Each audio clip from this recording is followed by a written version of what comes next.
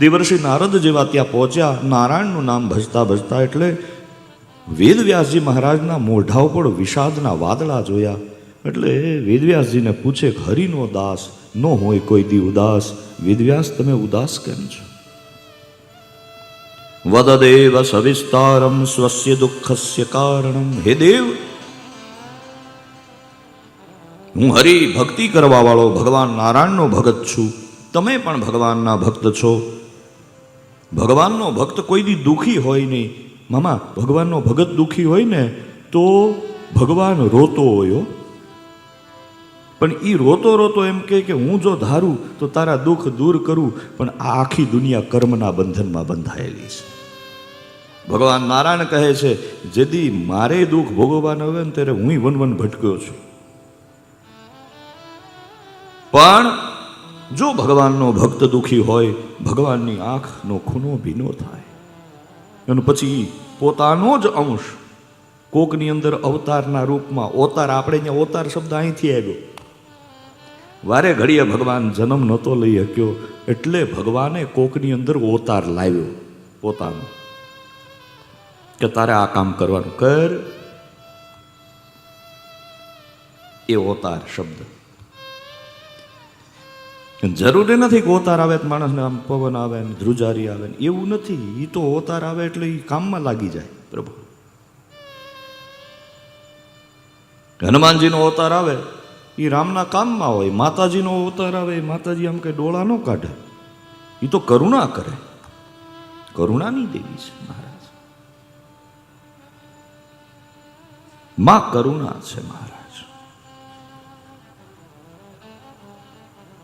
હરિનો દાસ કોઈ દી ઉદાસ ન હોય. તમે ઉદાસ કેમ છો? હાથ જોડીને કહે, મહારાજ મારું નામ વેદવ્યાસ.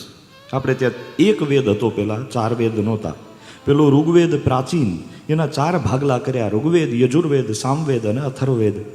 તોય મારા મનને શાંતિ ન મળી. 17 પુરાણોની રચના આ વેદવ્યાસે કરી, તોય મને શાંતિ ન મળી.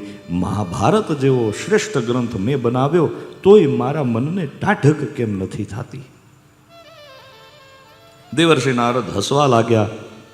અત્યાર સુધી તમે જે કૃતિઓ બનાવી છે એમાં મારા શ્યામ સુંદરનું ક્યાંય વર્ણન નથી, અને શ્યામ કે કૃષ્ણ કે લાલા વિનાનું ગ્રંથ એ ગ્રંથ નથી, થોથું છે. જેની અંદર ભગવાન શ્યામનો, ઠાકરજીનો મહિમા ન હોય એ ગ્રંથ નથી. એ જેમ પ્રાણ વિનાનું શરીર હોય એવું છે. જેમાં મહાદેવના ગુણ ન ગવાયા હોય એ ગ્રંથ નથી, થોથું છે. તો શું કરવું? બોલે, એક બીજો ગ્રંથ બનાવો જેની અંદર ભગવાન ઠાકોરજી શ્યામ સુંદર નાયક હોય. મહાભારત બનાવ્યું, મહાભારતમાં કૃષ્ણ ખરો પણ નાયકના રૂપમાં નથી, સાઈડનો રોલ છે. એમાં કથા કોની છે?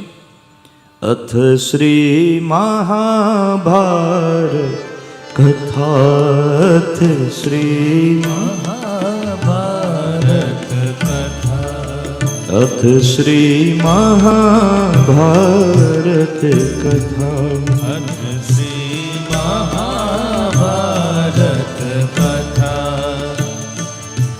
મહાભારત કથા, મહાભારત કથા, મહાભારત કથા, મહાભારત કથા, અથ શ્રી મહાભારત કથા, અથ શ્રી મહાભારત कथा है पुरुषार्थ की, है स्वार्थ की, परमार्थ की. कथा है पुरुषार्थ की, स्वार्थ की, परमार्थ की. सारथी जिसके बने हैं कृष्ण भारत, अथ श्री महाभारत कथा, अथ श्री महाभारत अथ श्री महाभारत कथा। अथ श्री महाभारत कथा। ओ महाभारत कथा।